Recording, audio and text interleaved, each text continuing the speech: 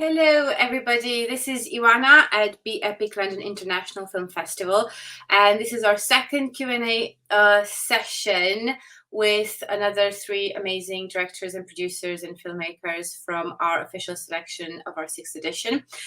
Don't forget, all films are available to be streamed on Cinenzo until 22nd of August, so you can go online, get your pass. Please don't forget to rate the films, that's quite important. And without further ado, let's get to meet some of these incredible people. So first, I'd like to introduce Jennifer Hardacker, who is the director of documentary Close as Brothers. So we're going to do a bit of a teaser from the documentary, and then we're going to get to meet her.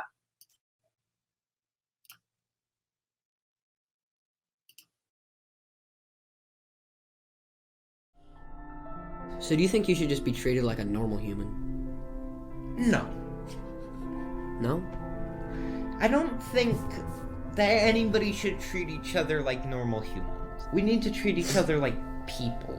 Not the same. You shouldn't treat me differently because I'm autistic. You should treat me differently because I'm August. So Jennifer, hello. Good morning, I think, to you.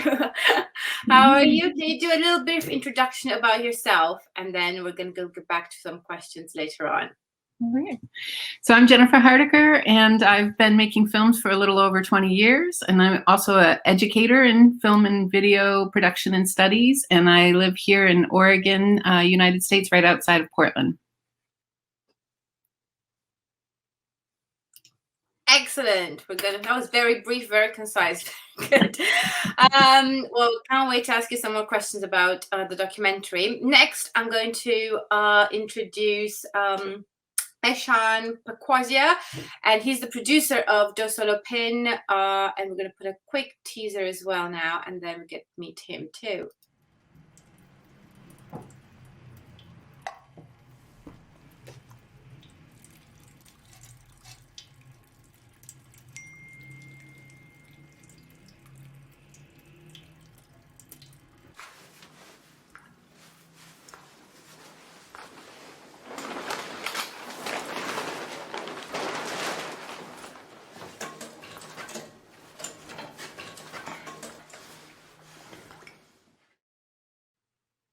And Ehsan, how are you?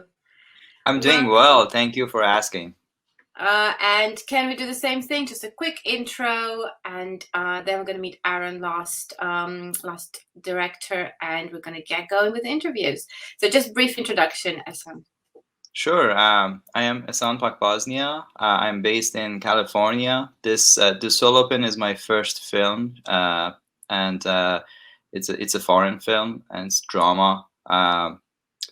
Yeah, I would like you guys to watch it and enjoy it. It has a unique story. Excellent. I think so too. So we're going to get back to that actually. And last but not least, we've got Aaron Truss, director of NOX, the Rob Knox stories, a documentary. So we're going to go ahead and watch the trailer as well, and then get to meet Aaron. Every knife crime story is important. It's just that Rob's one had a light shone on it from the press because of Harry Potter, I suppose. The 18-year-old was stabbed in a fight which broke out in Sidcup in Kent. Robert's friends told us his brother was attacked by a man carrying 2 kitchen knives. Almost like possessed, really. Don't know whether he's on something. A 21-year-old man was arrested on the scene and is still being held on suspicion of murder. Previously he'd been arrested and at the time of the murder of Rob, he was on bail for a knife crime offence. Like an increasing number of victims of knife crime, that night was to be his last. When it came through on the news, it was so shocking. So he was a very easy and naturally talented guy to work with. Robert is so popular, and probably because of his popularity in Harry Potter, he's bringing a larger media attention to the problems of knife carrying in this country. My mum said that, say I catch something like winter vomiting disease. If that serves a purpose, then hopefully Robert would have done something else exceptional in his short life. And I saw the knife go into my hand and come out the other side. He's had the knife up to my neck, but he's after my mate, and we can't find my mate anywhere. Amongst them, his younger brother, Jamie. Eyewitness reports suggest Robert died trying to protect him from the attacker. I think in my heart, I knew that he was probably dead then. I wonder if Rob hadn't been a successful actor, whether people would have heard your story. No, I think there might have been 2 lines in the local newspaper, and that would have been it. And it's a shame that it's important to sort of platform this so much now. And it's more important than ever. I wish it'd all stop tomorrow, but I'm afraid that's not going to happen. It's just getting worse. When's it all going to end?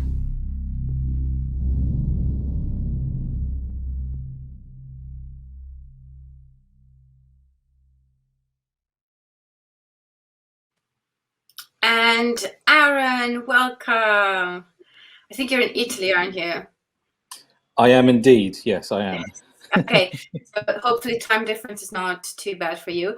So can you do the same thing, just quick brief introduction, and then we'll just start the interviews. Sure. My name is Aaron Truss, and I'm the director of Knox, the Rob Knox story. And this is my first directorial feature, and I'm happy to be showing it at the festival. Excellent, lovely. Well, welcome everybody. It's really lovely to have you here. It's amazing to get to see your films. First thing I sort of like normally kick on with is something that I think is one of the most fascinating questions ever that you can ask any filmmaker, but especially independent filmmakers, which is how did the idea come about? How did the film come about? What was the inspiration or the motivation, or, you know, just the beginnings? There's so many stories out there. There's so many contexts. There's so many things you can actually do and create. What was the attraction towards this particular story, or your particular subject that, you know, obviously with documentaries a bit different, but for Ehsan, for the narrative. But we're going to start actually with Jennifer. And if you can sort of like, because this is a documentary, so what was the driving force behind it? How did it all sort of started?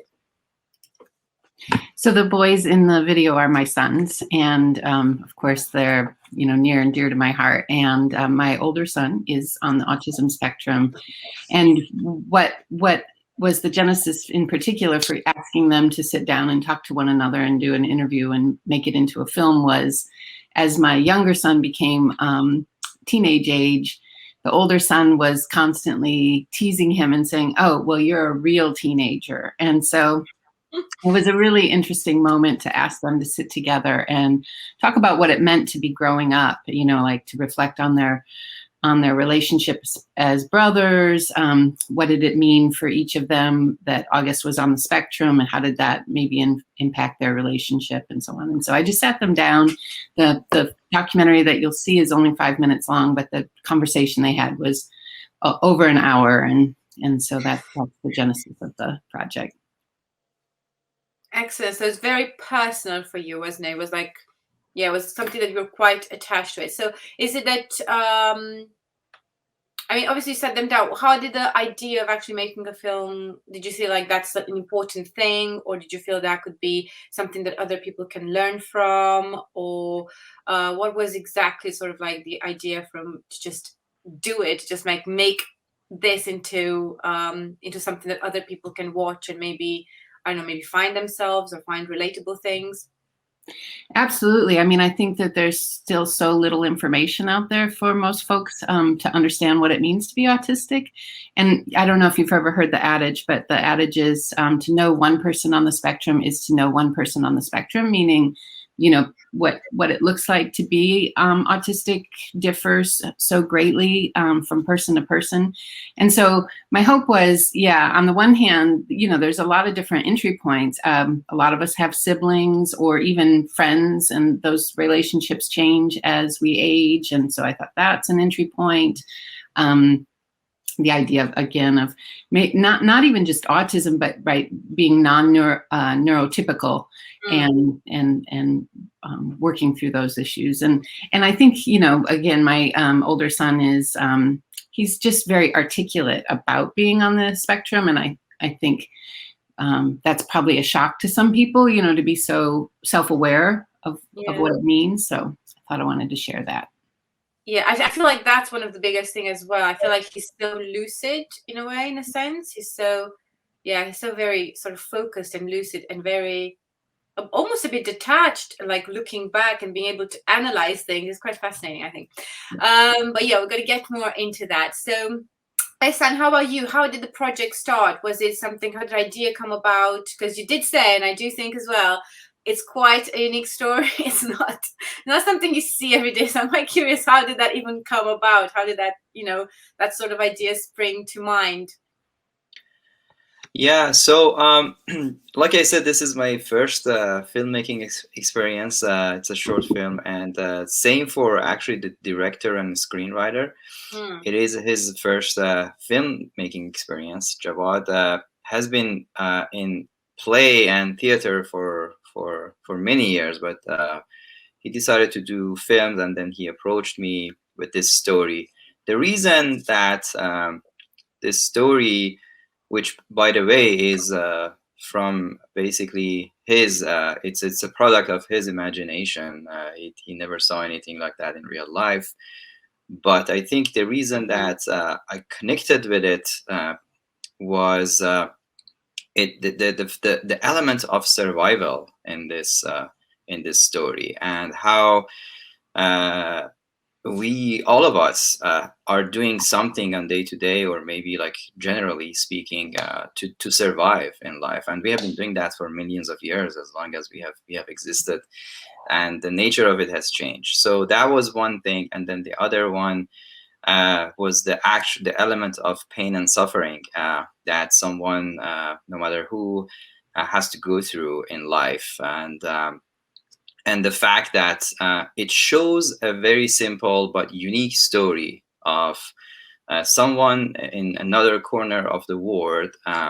It kind of brings the awareness to all of us that everyone has a story, and no matter how they live, everyone has a story, and it's just interesting to see, to zoom in someone's day-to-day life and see how it looks like, as odd as it could be.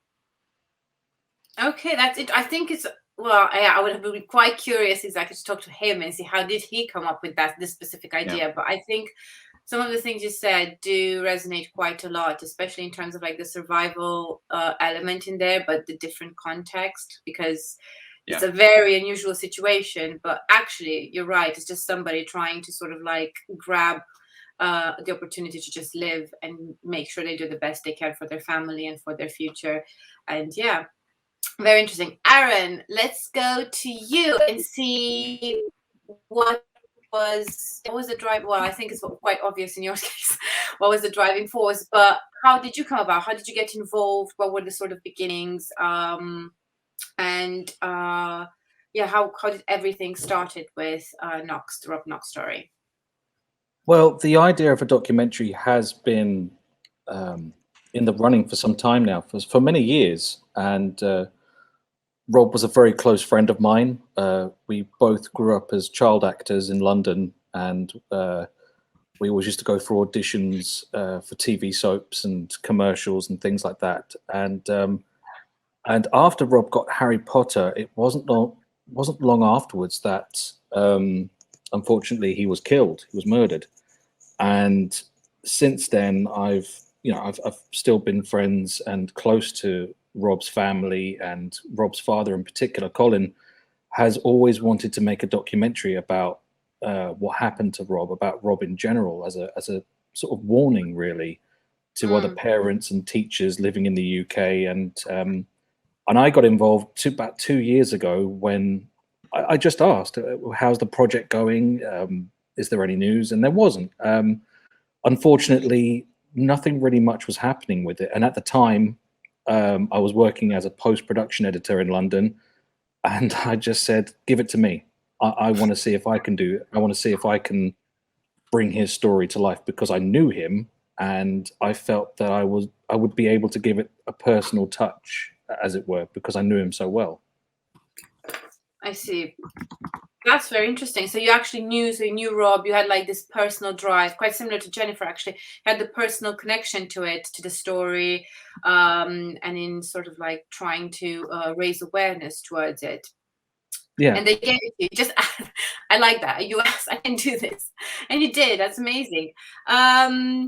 So in this case, what I kind of like want to move towards is what was, in a sense, the biggest challenge, but also the reason why I don't like this question alone is because I want to focus on the positive as well.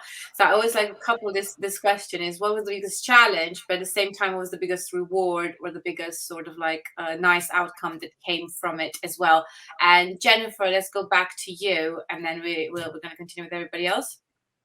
So challenges and rewards. Challenges and rewards. So, you know, the challenge was probably just deciding, because, you know, their conversation rambled, but they also said a lot of good stuff. So picking and choosing, you know, what to include.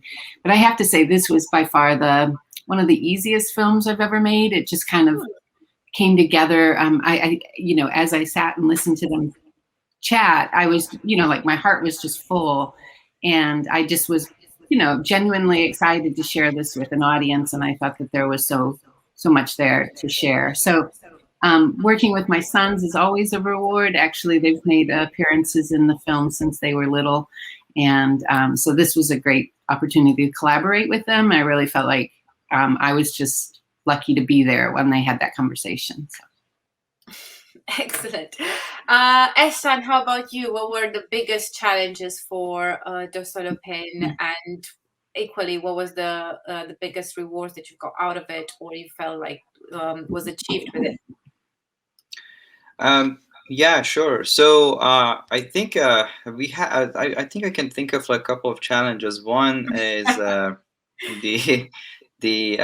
fact that it like, I mean, I think to just try to make this story and to show the story that looks unique, but anybody can relate to. I think that was very important for me, and I think that Jawad did a very good job for doing that.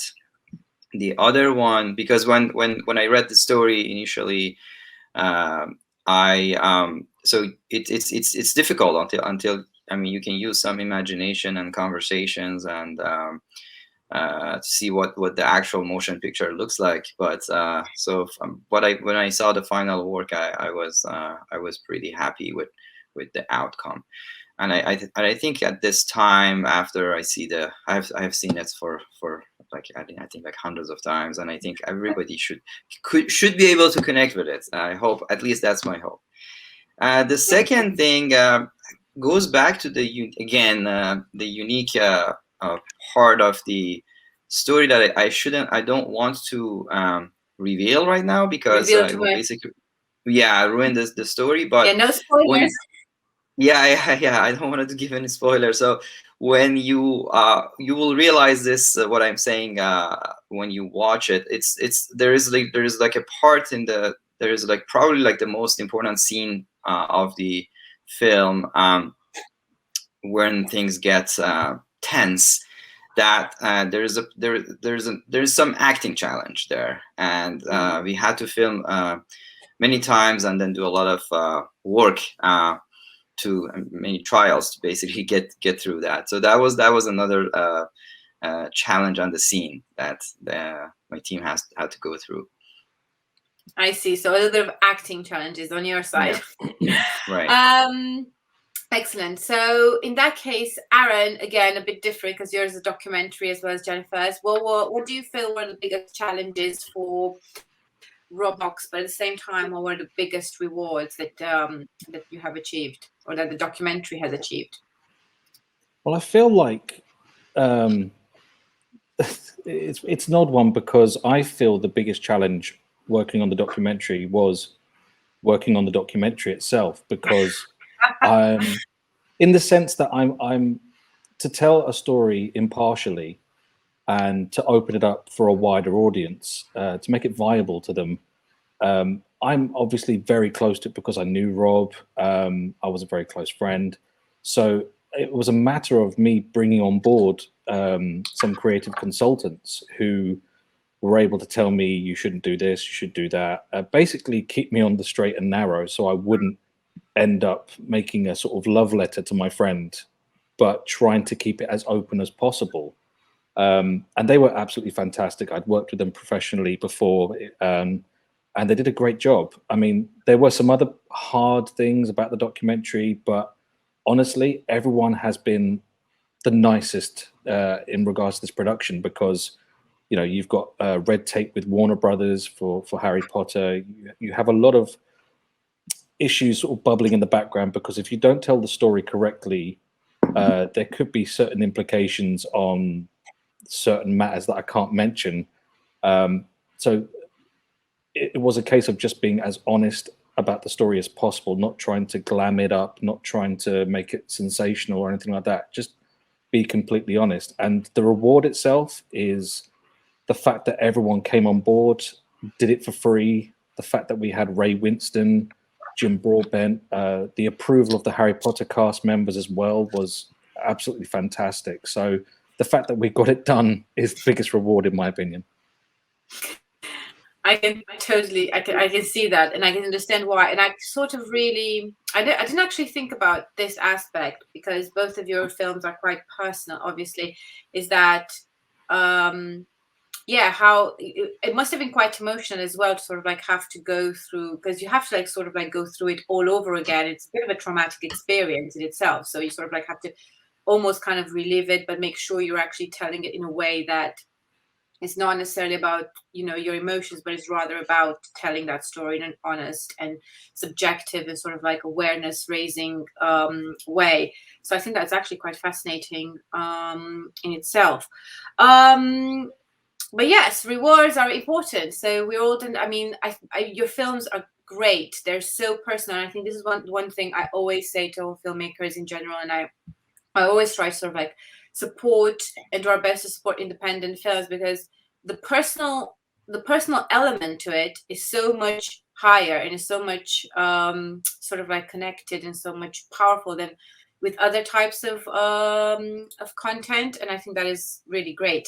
Moving on, I would go to a question which takes a bit away, not necessarily too much away, but a bit away from the actual project. But what makes films great for you? What do you think makes a project good? On that note, what are the elements of filmmaking that are really important in your opinion when making a film? At the same time, when you see a film as well, if that makes sense. So what do you feel, because you are filmmakers obviously now, so what are the things that you feel important in making your films? But at the same time, as viewers, what do you think is important when you do watch a film? What are the elements that are important from that sort of perspective? And Jennifer, let's go again with you. I think I just always look for something that feels authentic or honest.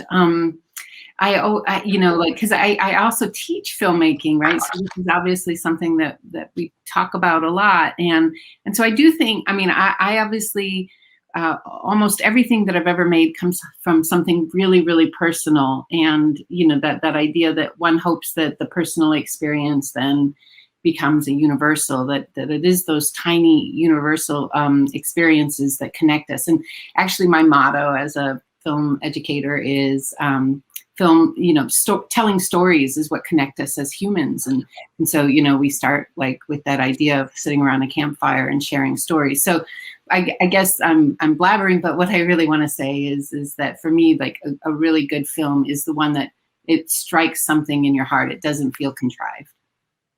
So narrative, starting with the narrative, basically, or focusing on a narrative as the driving force of the project. Ehsan, how about you? What do you feel about elements that make a film great for you as a filmmaker, so from an inside as well as from you as a viewer when you watch a film?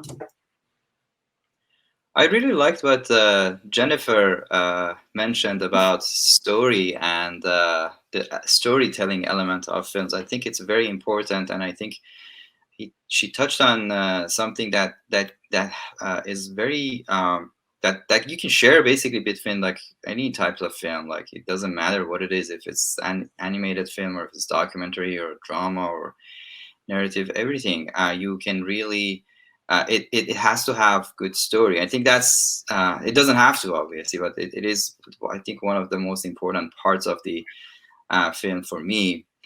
And also, I think, and not for me personally, I believe that from viewer point of view, things have changed a little bit compared to I don't know, a couple of decades ago when people watch film. I think there is so much content out there these days that people not only watch films for entertainment, not only watch film for entertainment and relaxation, they also watch for to learn something from. So I think that again goes back to the story. So as long as it's unique and they make a personal connection with that story, I think that will be very important. The other thing that I think is, again, goes back to along the same lines is that meditative part. I think like these days a lot of people watch films to kind of like do some sort of like meditation, daily meditation, to get away from their day-to-day life and then relax a little bit.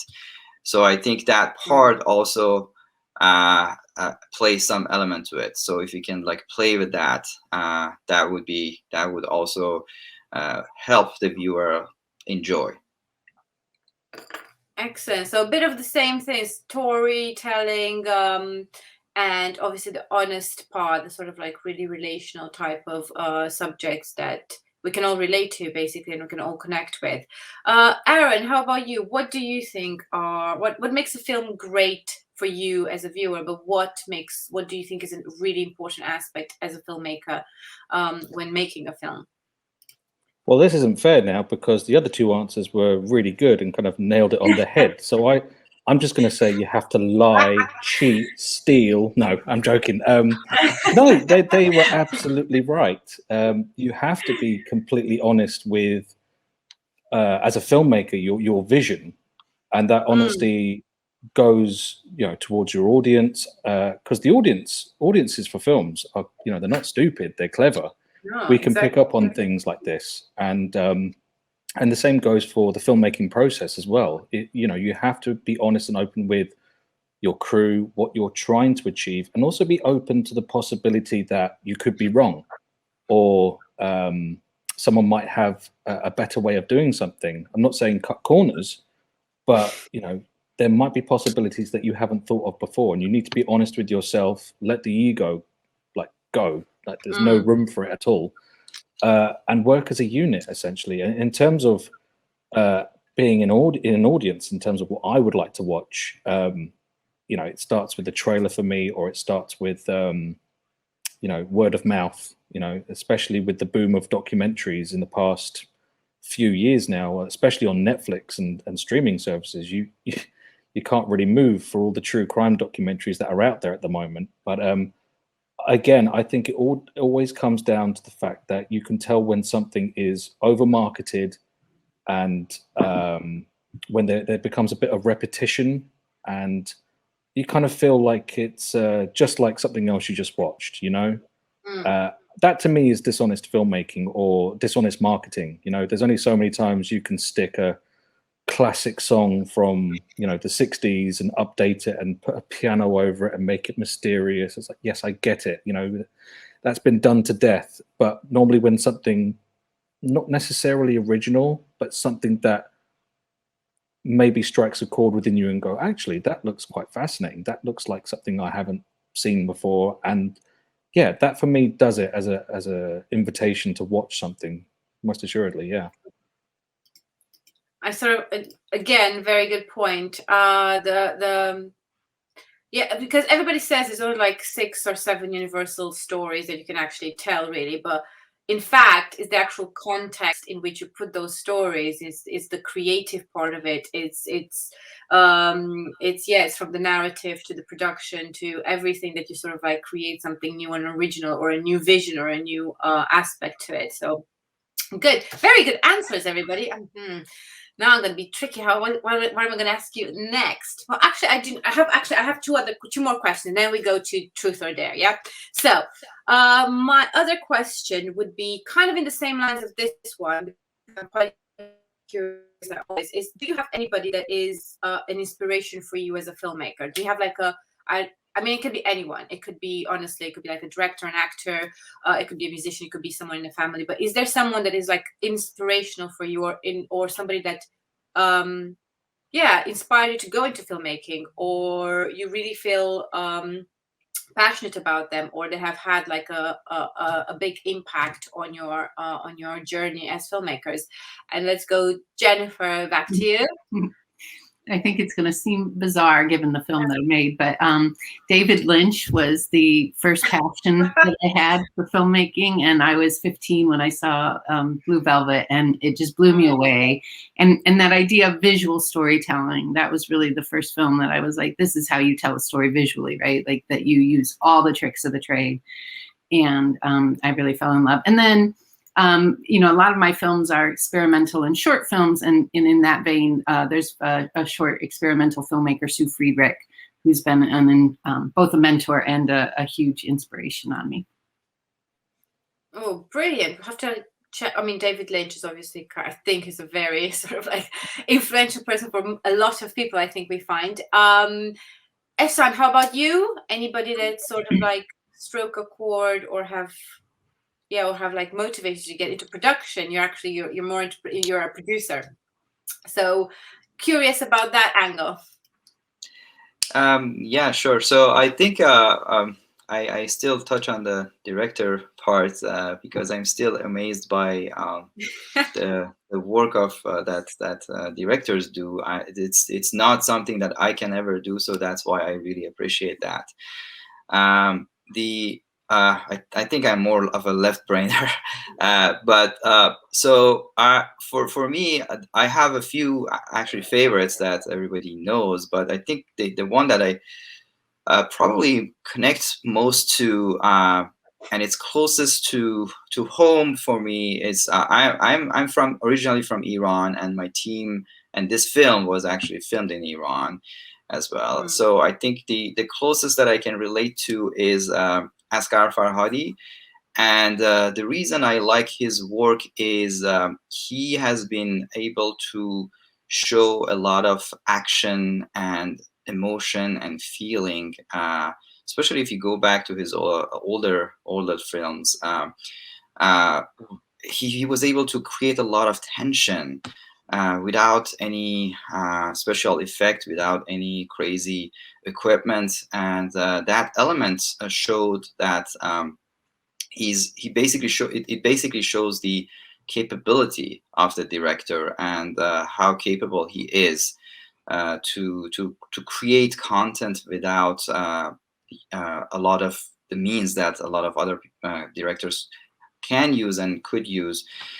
So that's actually his work has a lot of inspiration for me.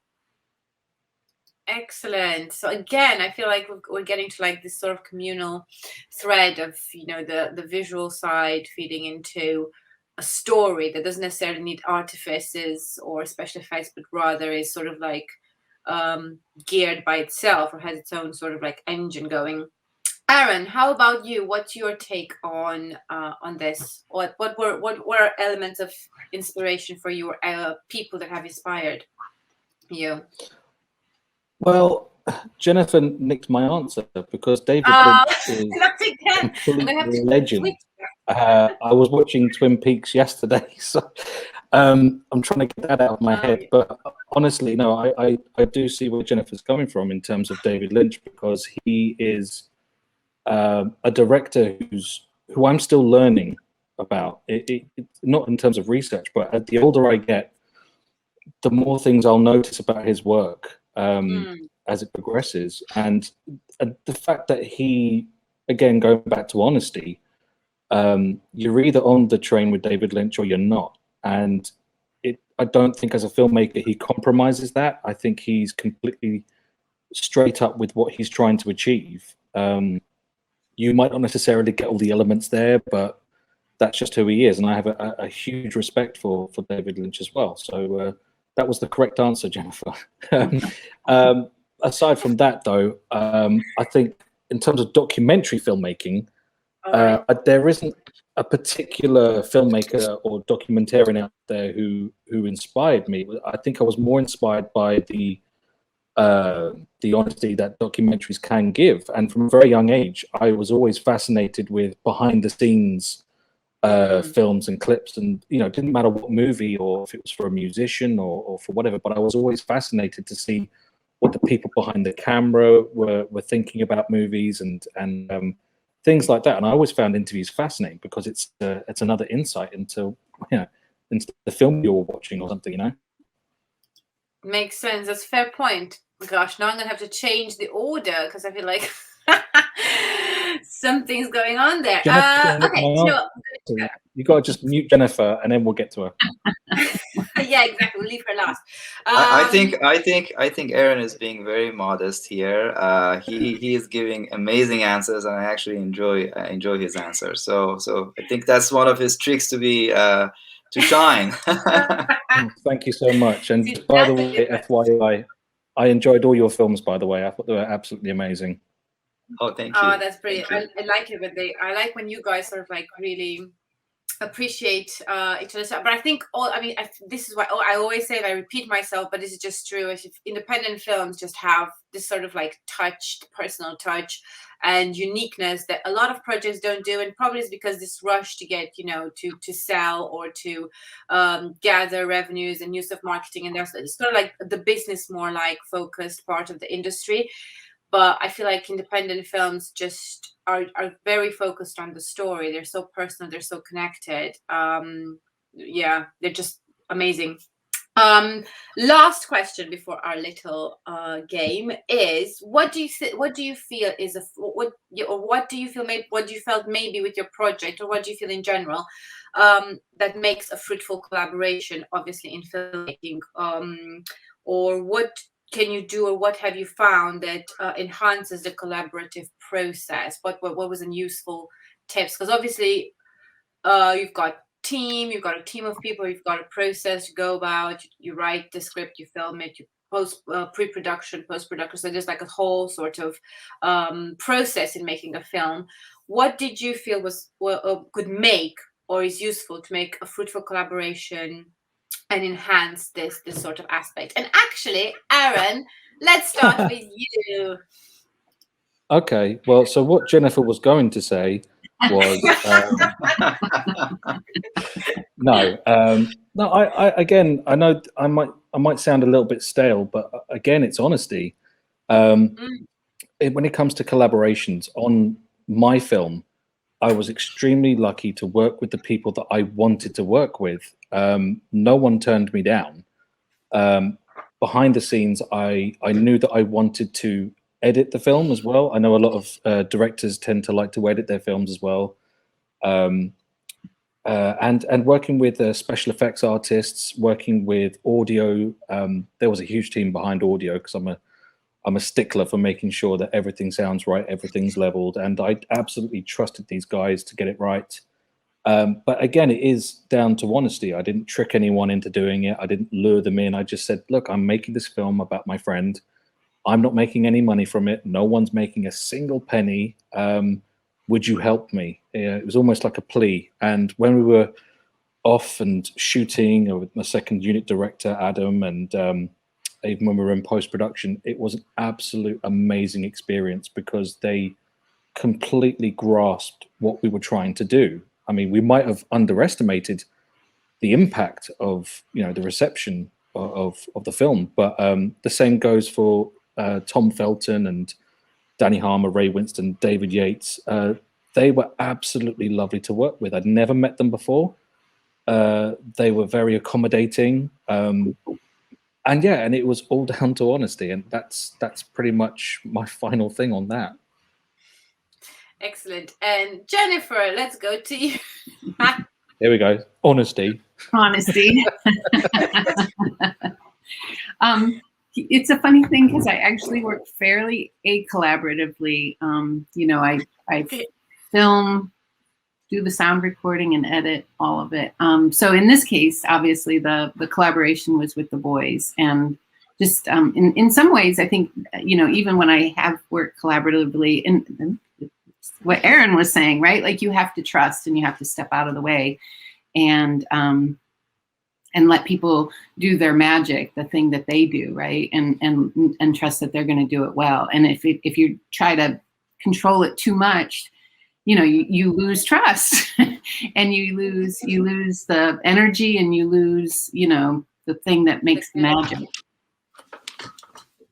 Good, very good point, fair point. Ehsan, how about you as a producer? You probably this collaborative and this idea of the collaborative process actually is even more, probably more poignant. So what is your take on this? So this was again as the first filmmaking experience. You're right. There was there could be a lot of challenges for, especially in the independent domain. The part that I was lucky about was coming from. I have a lot of in my other life. I have been working in the tech industry for many years, and I have worked with teams and in a lot of collaborative environments. So I brought some of that experience here, and I like Jennifer and Aaron touched on this. I think it's very important. The element of trust is very important in any type of teamwork. And initially, because most of the people on the team I didn't really know personally, it was very important to build the trust initially, and listen to what they say. Forget your ego, put it aside. Always listen what others say, and I always do, and I try to learn from them. And at the end of the day, one of the biggest goals that I have in anything that I do, including filmmaking, is to learn and grow, for personal growth. So when I look at it from that point of view, then that helps me become a little bit more humble, and helps the team grow as well. And in terms of the team, I was lucky that most of the team members, I felt they were coming from the same basically same background idea. And so yeah, so we didn't have a lot of challenges with that element of collaboration. Of filmmaking. Yeah, collaboration element.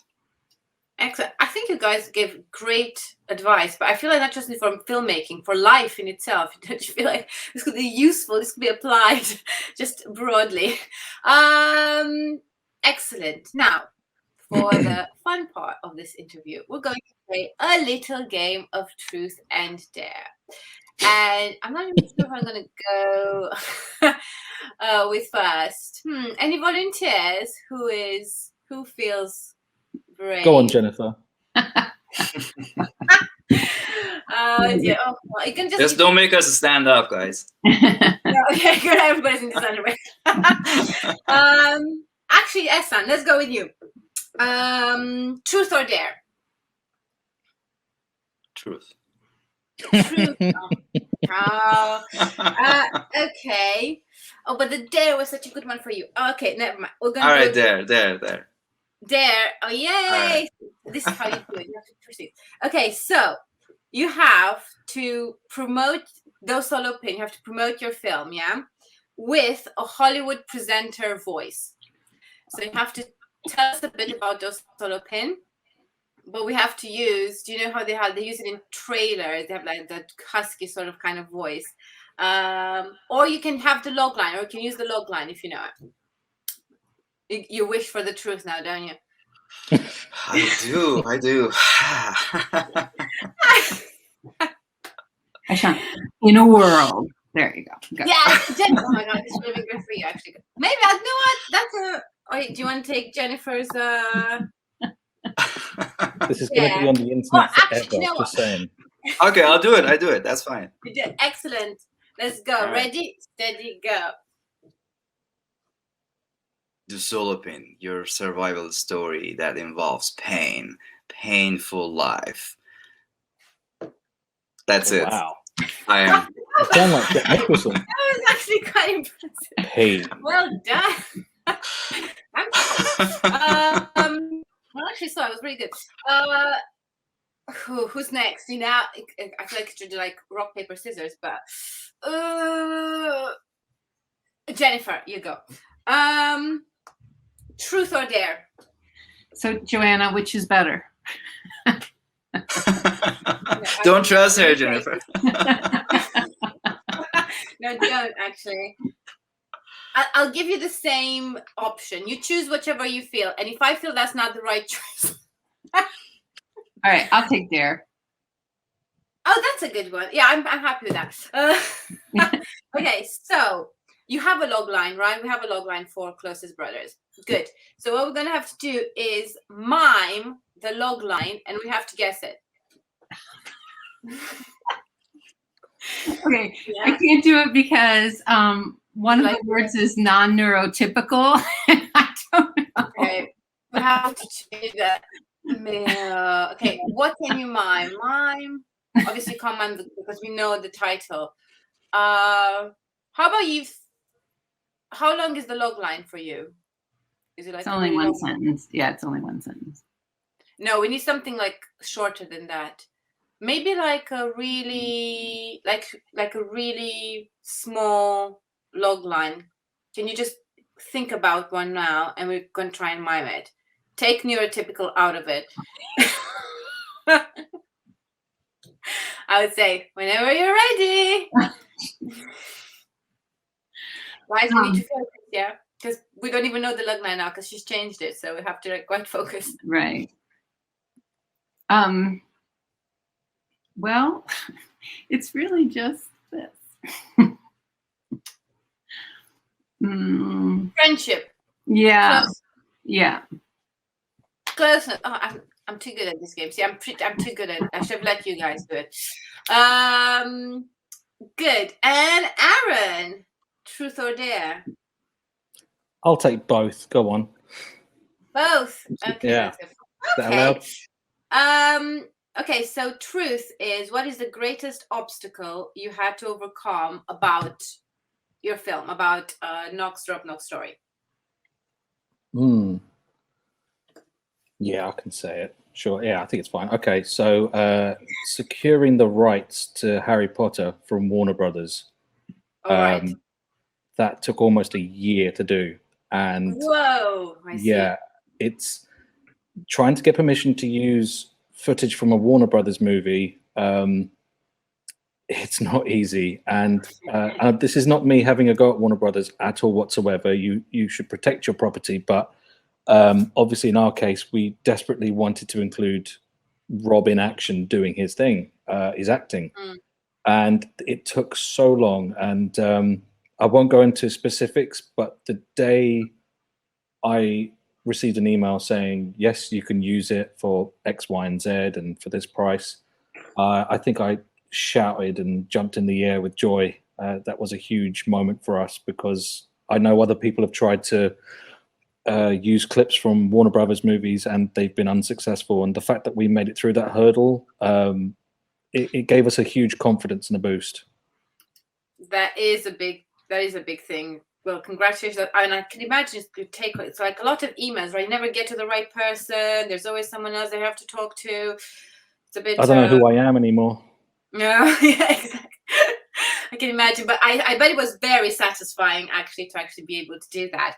Oh yeah, there've been good days and bad days. Talking about Warner Bros.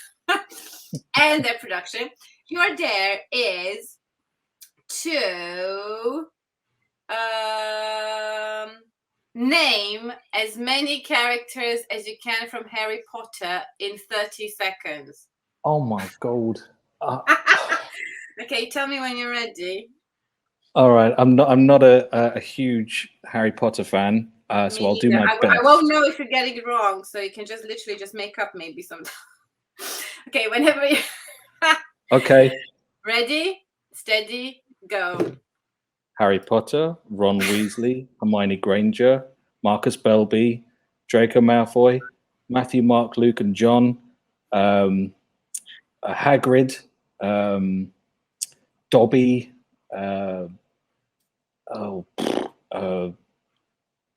Dursleys, all of them. That's 3 points. The Owl, Gryffindor,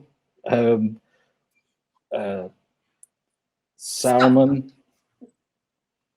You've got fair bunch. You're good. I did not Yeah? imagine. Is that it? Yeah, I think you've got like 14 or 15. Actually, I'm not even putting the ones that just like multiple characters. I will give you them though. I do appreciate.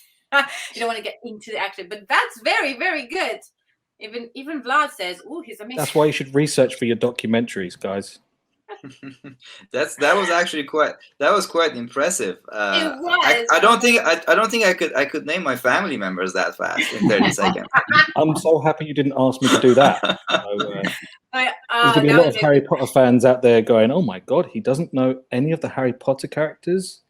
I think you've nailed it. I mean, most people would be like quite pleased. I think. I'm pretty sure I just named everyone in the whole saga. Well, I didn't. I said, yeah, any Harry Potter. So you had free reigns. You're doing good. Okay, guys. Well, I think we're reaching the end. So the last thing I'm want to ask you just before we go is,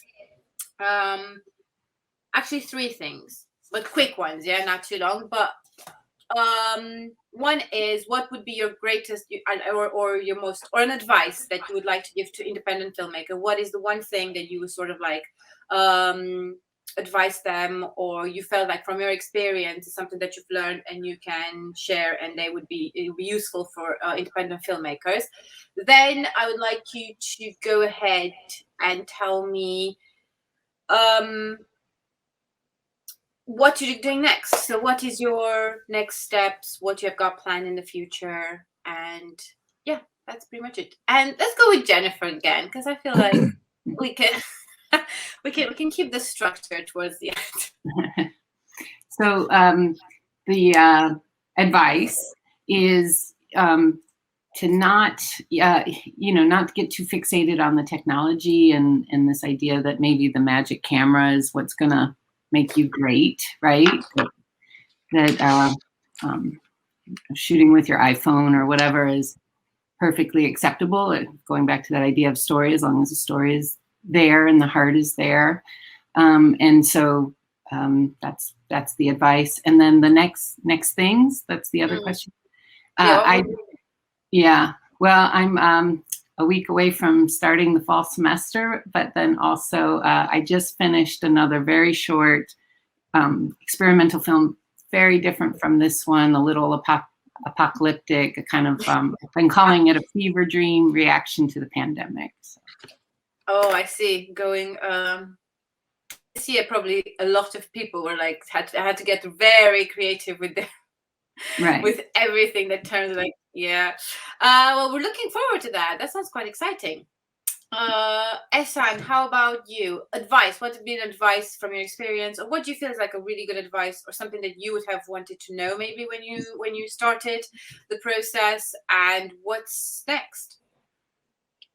I think the best thing I can give is like I think we have already kind of like touched on it in the past hour or so, but just to make a difference, to have to when you make content, just keep that in mind, to try to make a difference and bring some value for your viewers and audience, and just put your shoes in, put yourself in their shoes, basically. Nice. I think that would be my basic advice. And then The other question was about the next project. Yeah, so we are actually working on it. We have I had a trip to Iran a couple months ago, and then we finalized the location for the next film.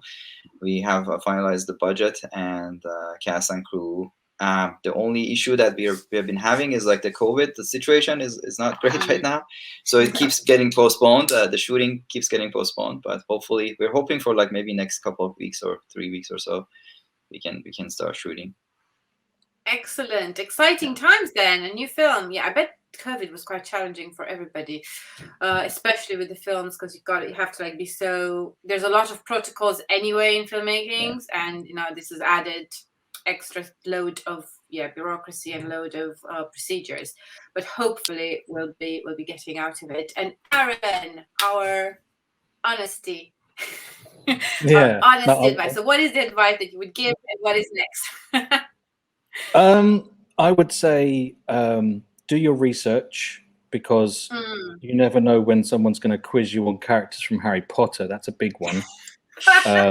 Don't be underprepared. No, I would say yes, honesty is one, and I think everyone's made a very good point. I think research, going back not as a joke, but in terms of networking and making friends with people and what they do, what their craft is, whether it's in sound, visual effects, whether they're a DIT or a DOP, just get to know them, learn what they do. You don't have to know everything they do, but just respect what they do and learn to trust them. Don't try to tackle everything yourself. The last thing you really want is to be director, producer, editor, sung the theme tune, acting. Stick to what it is that makes you happy and what makes you honest as well. Don't tackle too much. Always make friends in this industry, because it is an incredibly small industry, as I figured out over the last couple of years. Everyone knows each other. It's not a secret. Everyone, I'm pretty sure I'm going to bump into you guys again down the road, which I'm looking forward to. And I'll know the characters for Harry Potter as well by then. Excellent. Just be honest and be true. In terms of next projects, I've just finished working on a short horror film, which is doing the festival rounds as well. I'm also working on a documentary with a friend in Mexico at the moment called The Cult of VHS, which will be coming out in October, which I'm very much looking forward to seeing myself. And we have a big announcement coming on the 18th of September regarding NOX at the Gold Movie Awards. And I can't say anything else other than that. What? No, don't you? You're gonna keep us hanging now. Okay, but tag us in then. When is it coming? 18th of September, you said. 18th of September. Okay, keep us posted. Everybody, keep an eye on it. Excellent. That was very, very good advices, and very looking for all of you. Great projects, some really good things as well coming out from that. Everybody, I hope you don't miss this opportunity. Go on Cinenzo and get your passes and get to rate and see this amazing project, and leave your comments as well. Follow us and follow all of their pages as well. And yes, thank you everybody for coming. Thank you for making amazing projects, and hope you keep everybody posted, because we have to. Everybody, I hope you had a time. Thank you. Thank you very much. Bye. Thank you, guys. Take care. Thank you. You guys too. Safe.